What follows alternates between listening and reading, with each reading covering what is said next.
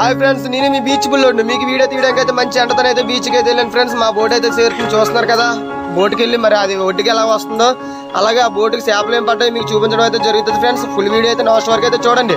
చూస్తున్నారు ఏ మాదిరిగా అయితే నవ్వుతున్నారు. అదే తాటర్ సాయంతో అయితే ఒడ్డుకి అయితే లాగుతారు ఫ్రెండ్స్.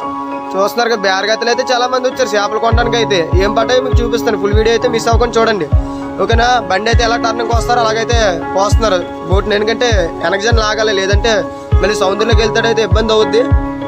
చూసారు కదా, బేరగతులు అయితే చాలా మంది వచ్చారు. అది రైలు వాళ్ళకి అయితే వెళ్ళారు. రైలు చూడ వాళ్ళైతే ఎలా గుంజుతున్నారు ఫ్రెండ్స్. ఇదైతే చాలా జాగ్రత్తగా గుంజేసి పెట్టుకోవాలి, లేదనుకుంటే పాడైపోద్ది. ఎందుకంటే మనం ఏదో చేసిన అయితే కొంచెం జాగ్రత్త చేసుకోవడం మంచిది కదా.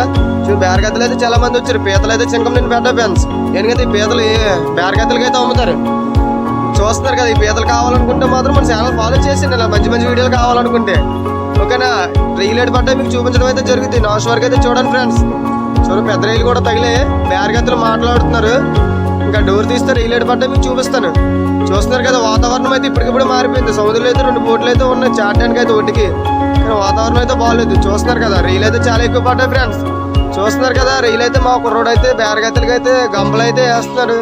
ఎందుకంటే చాలా ఎక్కువ రైలు అయితే పడ్డాయి ఫ్రెండ్స్. 100 కేజీల వరకు అయితే వస్తాయి.